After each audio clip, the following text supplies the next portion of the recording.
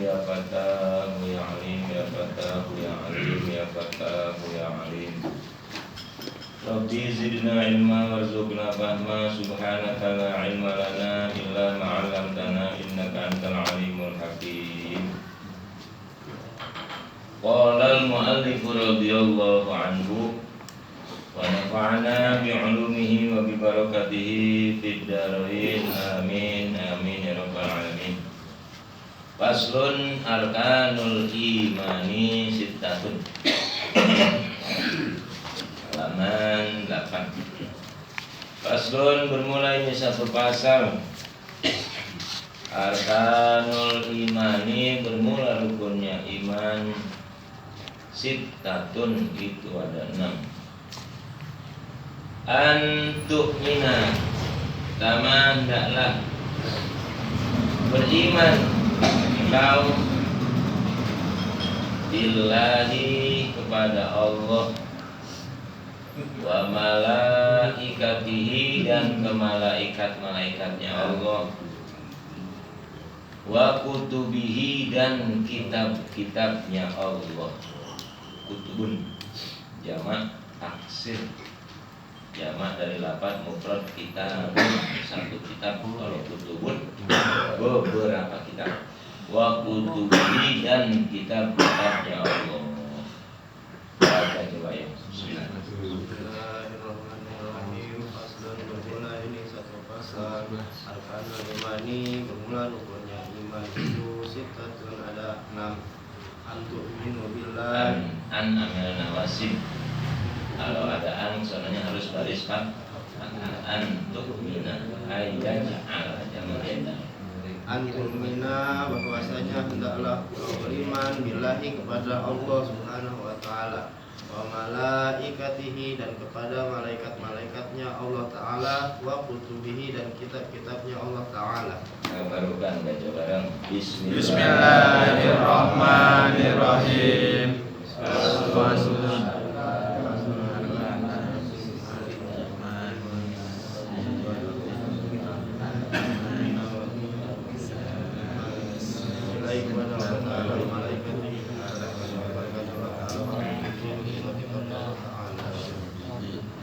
Bismillahirrahmanirrahim. Pasal selanjutnya Muqaddimah nasi dalam kitab Safinah menjelaskan tentang rukun iman yang masyhur dari dulu sampai saat ini pun nggak berubah. Nggak ada yang berani ngurangin, jangan berani nambahin. Ya cuma 6.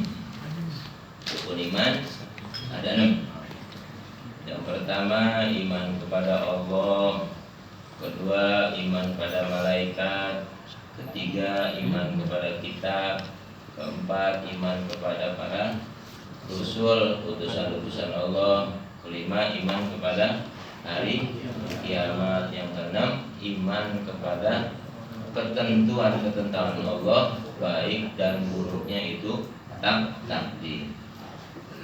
Mal iman, apa itu iman? Kalau orang kita lihat dia sholat, dia haji, dia puasa, apakah itu menjadi bukti orang itu benar-benar beriman? Itu mah sekedar tanda, sekedar ciri. Nah, bedanya orang yang pakai ribbon, pakai bedak, oh itu orang perempuan.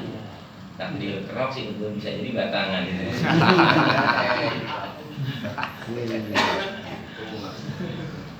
Kayak pakaian daster kiranya simpuan bener.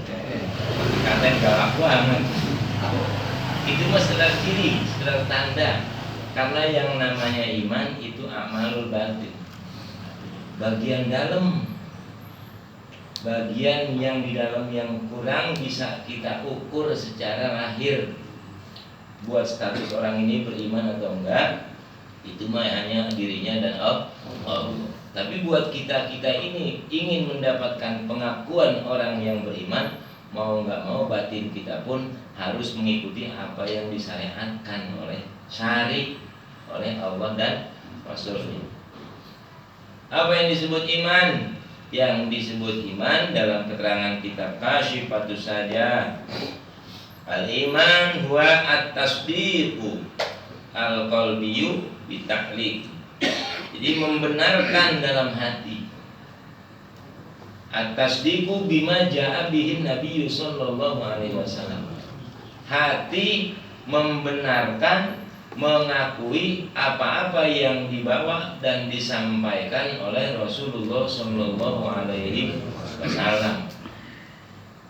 Seandainya ada di zaman para rasul yang jelas-jelas membawa risalah melalui wahyu Allah, mereka menyampaikan risalah Allah, dan dikala itu para orang-orang kafir mengakui dan membenarkan apa yang disampaikan Rasul.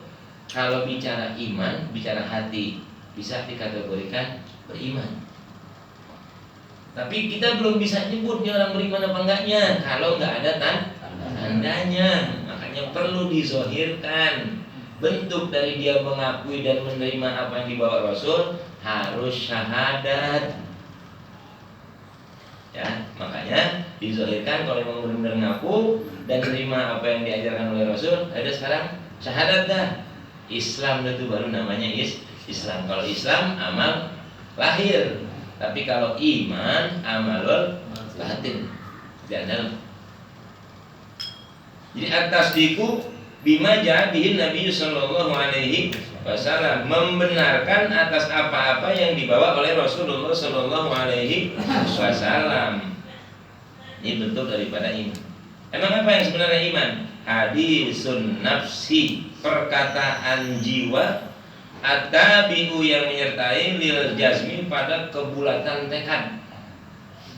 Di dalam hatinya dia mengakui bahwa apa-apa yang disampaikan oleh Allah dan melalui Rasulnya, dia benar-benar yakin kebenarannya, sedikit pun tidak ada keraguan, bahkan sesuai dengan buktinya. Kalau disertai dengan punya alasan, ini makrifat namanya.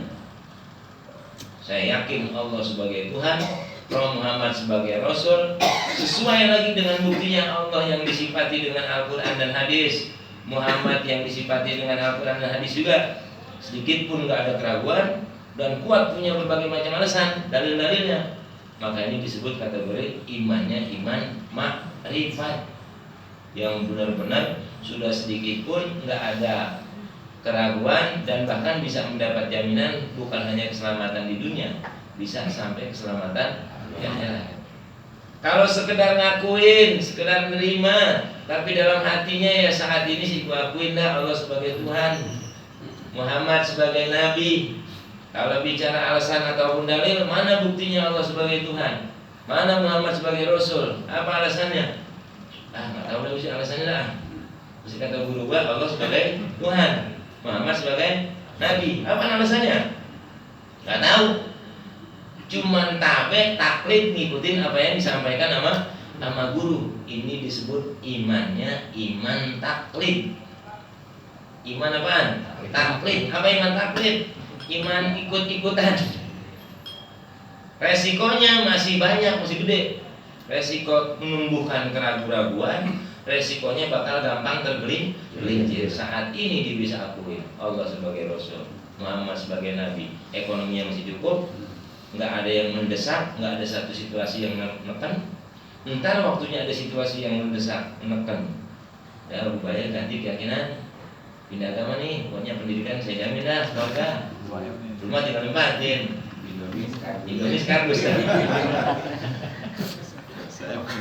Ya dulu dah saya pikir-pikir dulu dah misalnya. Nggak sampai pindah nih enggak, tapi dalam hatinya udah ada nih. Kasih pokoknya kalau pengadam saya aku pindah juga dah. Itu nggak pakai nanti. Seketika itu juga udah jatuh. Karena kenapa? Syarat daripada iman ini makrifat. Bagaimana dalam ayat Al-Quran yang sering kita dengar, ya ayyuhan nasu budu, hai manusia, bukan hai orang-orang beriman, bukan hai ayyuhal muslimun, orang-orang Islam, bukan, tapi ya ayyuhan nas, hai seluruh manusia, budu. Apa artinya budu? Bukan ibadah, tapi kenalilah Allah, suruh beriman sama Allah. Dengan beriman sama Allah, ibadah, kenal sama Allah, baru nantinya perintah ibadah. Perintah yang paling pertama wajib kepada umat manusia adalah awalu wajibin al-lisani mahrifatun ilahi istiqoni, mengenal, tahu sama Allah serta dengan dalilnya. Itu ya ayuhan nas, bukan ya ayuhan ladina aman. Artinya bukan hanya kita yang orang Islam, yang kafir, yang Nasrani, Yahudi semua juga taklif sama ayat itu. Makanya mereka dikatakan sebagai kaum kafir. Waktunya mereka nggak terima perintah itu. Sewaktunya mereka menerima, harus ditunjukkan bentuk keimanannya terhadap Allah sebagai Tuhan, Muhammad sebagai Rasul, maka harus bersyahadat. Dengan bentuk apa pengakuan daripada syahadat? Ya bentuk daripada nerimanya. Karena bagian dalam mah nggak kelihatan. Kalau memang hatimu sudah meyakini Allah sebagai Tuhan, Muhammad sebagai Rasul, sekarang zohirkanlah, tampakkan dengan bersyahadat. Jadi wajib bersyahadatnya buat orang-orang yang mau masuk Islam. Menunjukkan apa dengan keislaman dengan bersyahadat? Menunjukkan keimanannya. Ada orang yang bersama sholat, ibadah, haji segala macam nggak beriman, banyak. Pura-pura kayak orang beriman, tapi pengen mencari kelemahan orang Islami. Tapi dalam hatinya dia nggak mengakui Allah sebagai Tuhan, Muhammad sebagai Rasul. Cuma kerjaan-kerjaan yang orang Islam kerjain, dia kerjain. Makanya tadi di awalan, orang sholat, orang haji, orang zakat, puasa, bukan jelas-jelas orang beriman, tapi sekedar ciri atau tanda. Yang jadi tolak ukur pertama adalah membenarkan. Syaratnya tasdik ada berapa? 2. Yang namanya kalau memang benar-benar membenarkan Allah sebagai Tuhan, Rasul, Muhammad sebagai Nabi, maka tasdik itu isi 2, irdi'an dan qabul. Apa itu irdi'an? Irdi'an mengakui, al-qabul menerima ajaran-ajarannya. Jadi kalau saat ini hanya sekedar mengakui tapi perintah-perintahnya belum dikerjakan, masih diragukan yang dikakui orang berimannya. Saat ini mengakui Allah sebagai Tuhan, Muhammad sebagai Rasul, tapi masih melanggar perintahnya, masih diragukan keimanannya.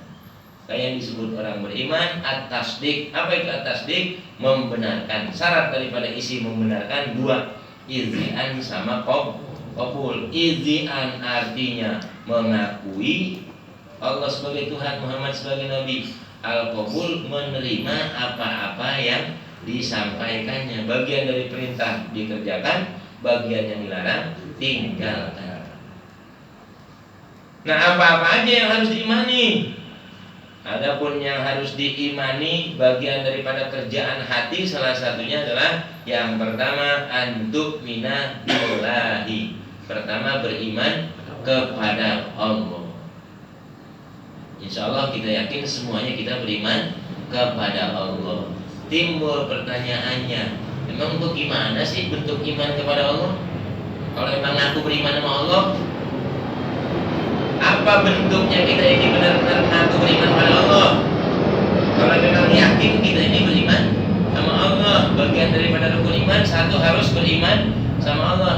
Emang apaan sih? Atau bagaimana caranya mau menunjukkan kita ini beriman kepada Allah?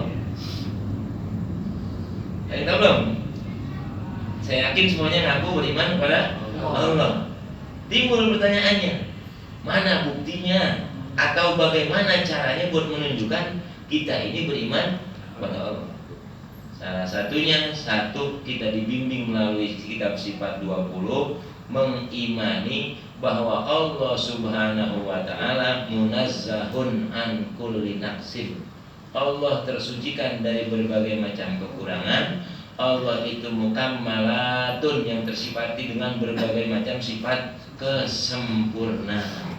Dibimbing dari pertama wujud idambakum. Allah yang wujud, Allah yang ada. Adanya bukan karena ada bahasa ada. Adanya tidak didahului dengan kata tiada.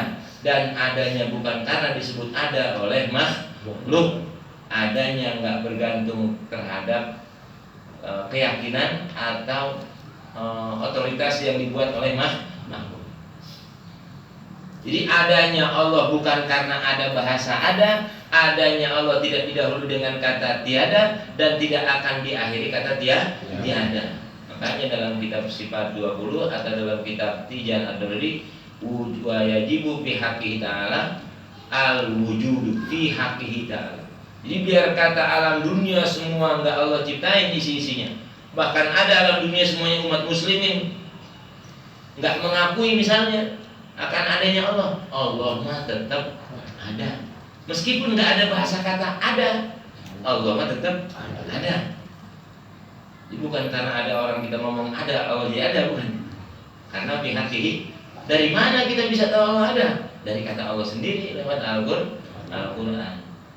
Adanya bukan karena ada kata tiada, adanya tidak didahului dengan kata tiada, dan adanya juga tidak akan diakhiri dengan kata ada. Makanya disebut wujudnya wujud hakiki. Kalau kita wujudnya idopi, wujudnya wujud aridi, kita bisa disebut ada karena disandarkan kepada yang ada. Kenapa kita ada? Ada bapak kita dulu. Bapak kita ada dulu. Agak juga diadain sama ngkong kita dulu.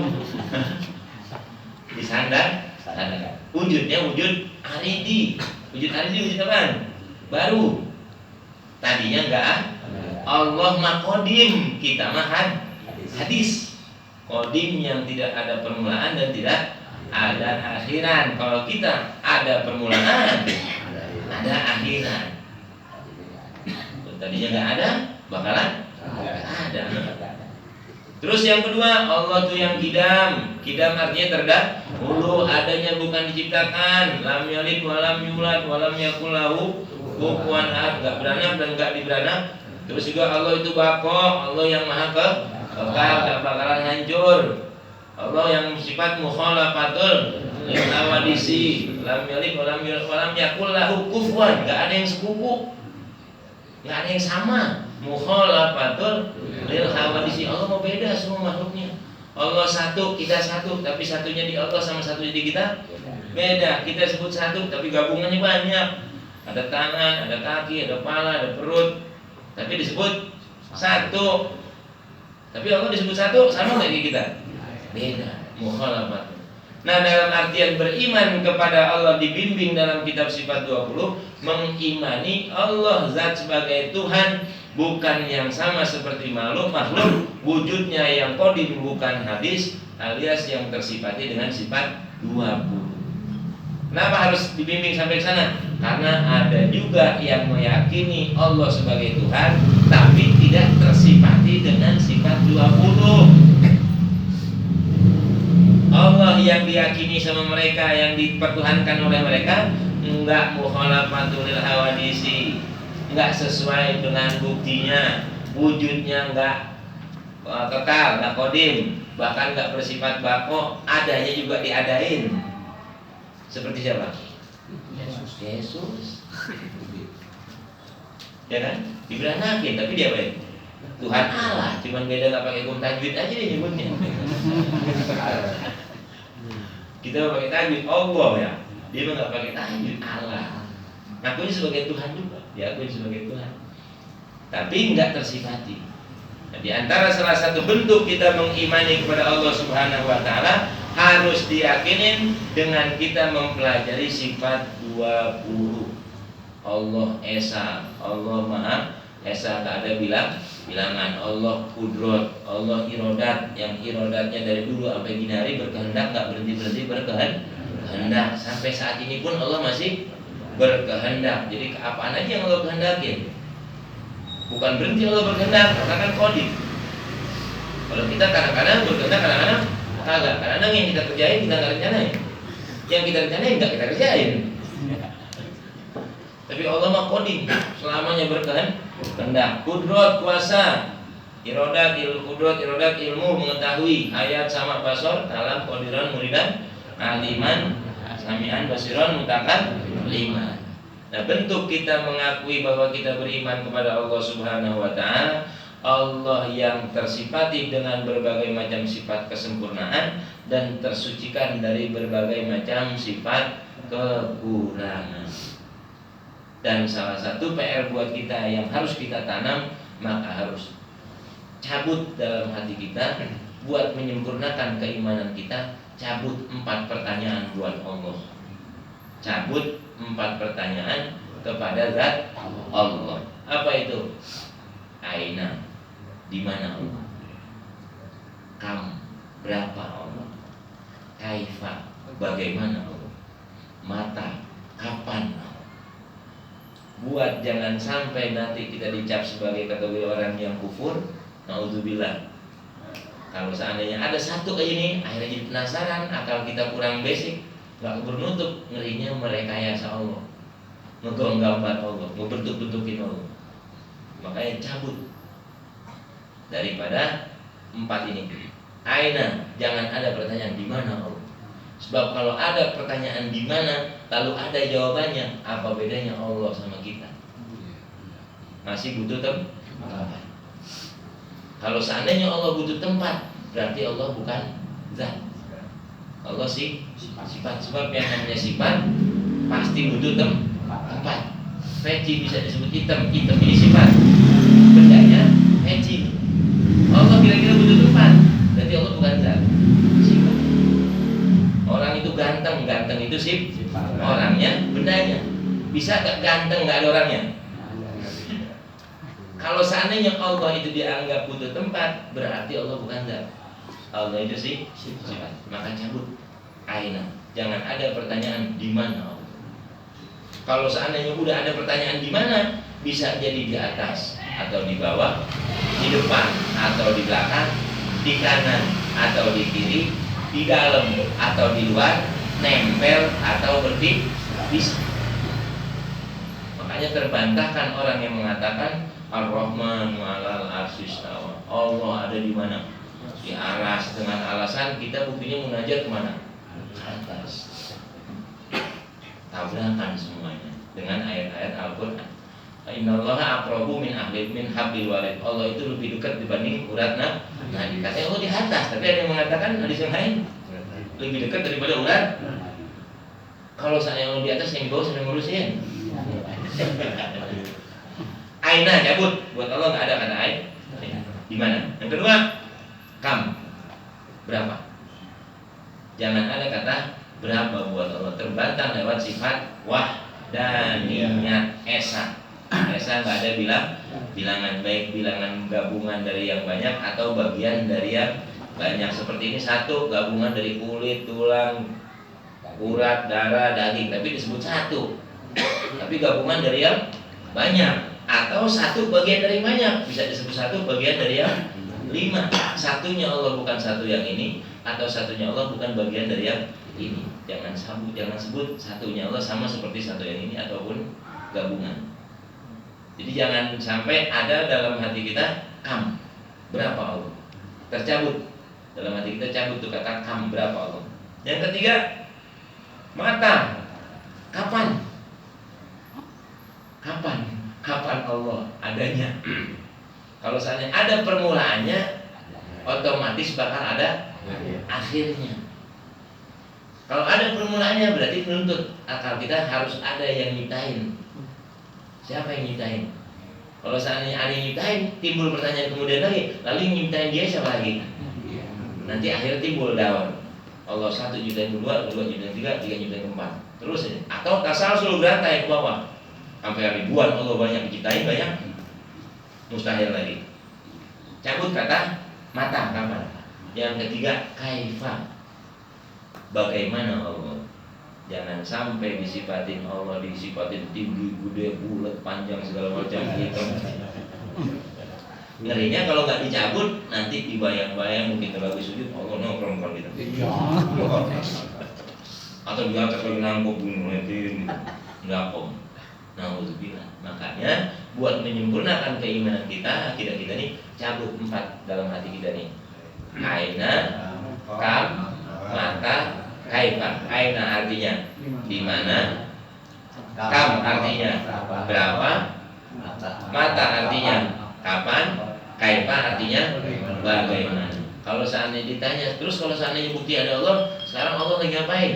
Allah lagi ngendakin ngomong tuh. Kalau kita bilang lagi ngasih ngendakin kita bergerak dari segala macam.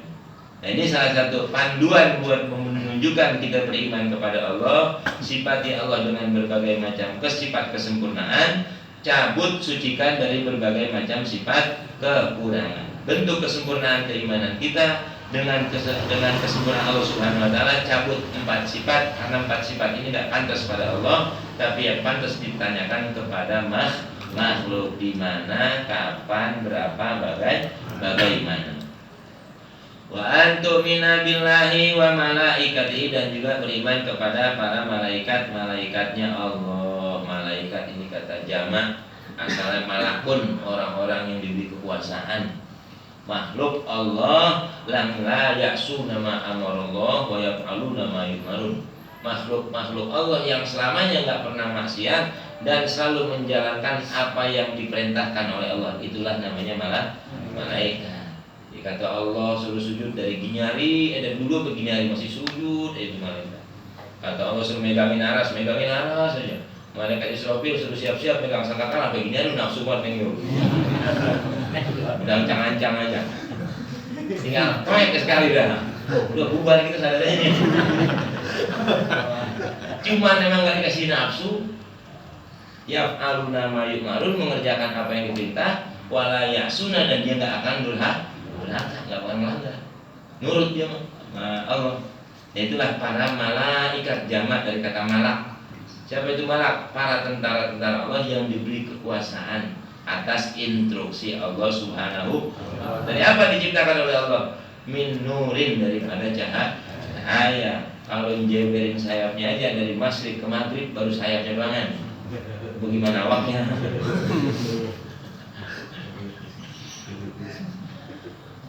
Itu apa namanya jenis-jenis malaikat dalam kitab Al-Quran yang kita udah pernah hatamin, Qatrul Qais ya, Qatrul Qais, masya Allah luar biasa.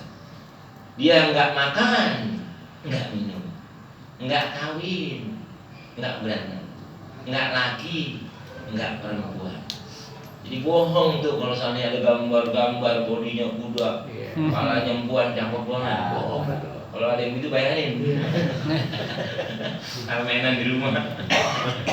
Itu kata malaikat. Tapi saking hebatnya Allah punya tentara, dia bisa menyerupakan apapun yang Allah kehendaki. Adapun Allah ciptakan jenisnya dari cahaya. Jadi nggak makan, nggak minum, nggak kawin, nggak beranak, nggak laki, nggak perempuan. Terus ketakwin hukum nggak? Ada ilmu. Tapi kalau bicara Rasulullah Shallallahu Alaihi Wasallam diutus untuk rahmatan lil alamin, termasuk yang mendapat rahmat keberkahan daripada diutusnya oleh Rasulullah. Jadi Rasul ini termasuk yang membawa syariatnya, membawa kemaslahatan juga kepada malaikat. Tapi kata ulama yang lain, agak ngaruh sama malaikat mau dengan adanya Nabi Muhammad.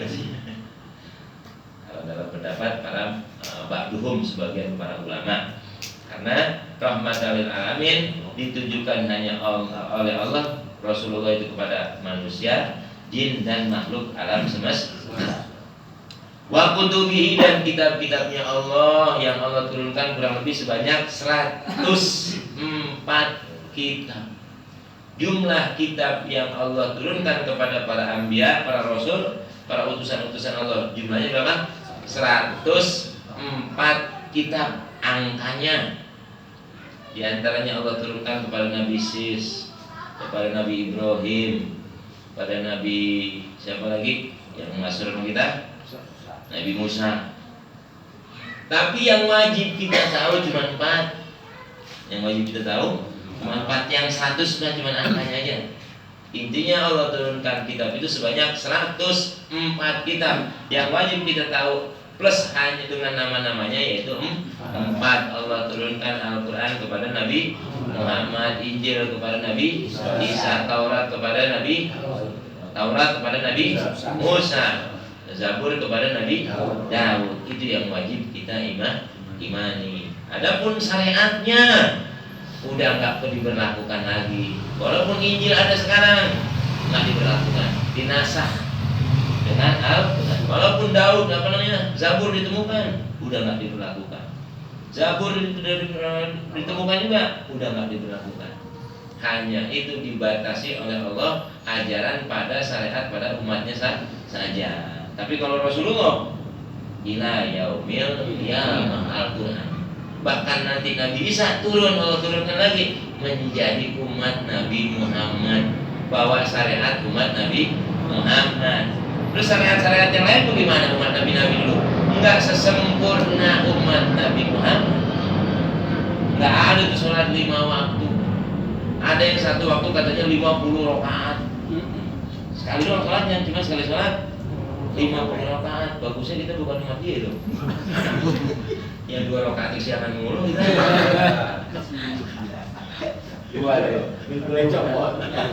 Gua tuh ya. Aku lagi.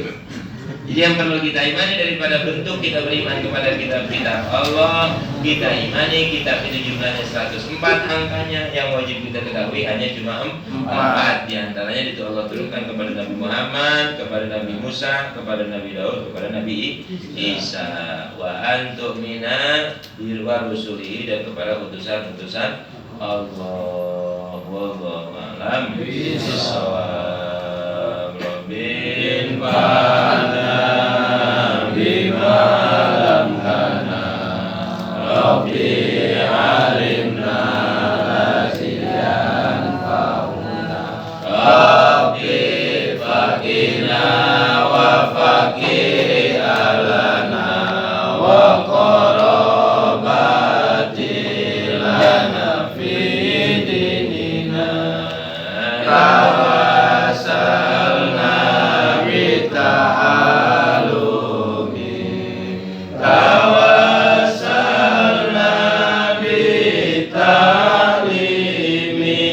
antarzuqana alwasi'a wa antarzuqana alamana ya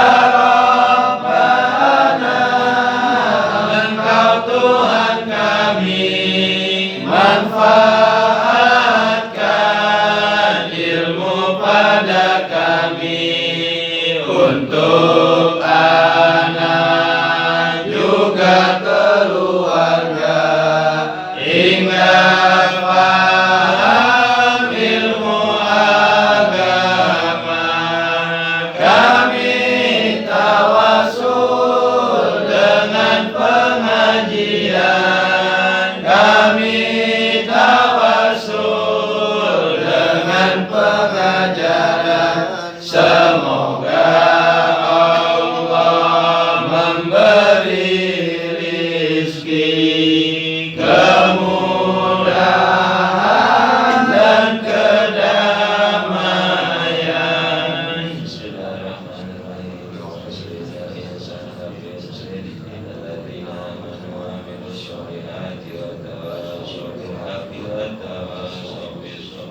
Subhanakallahumma bihamdika ilaha illa anta astaghfiruka wa atubu ilaik.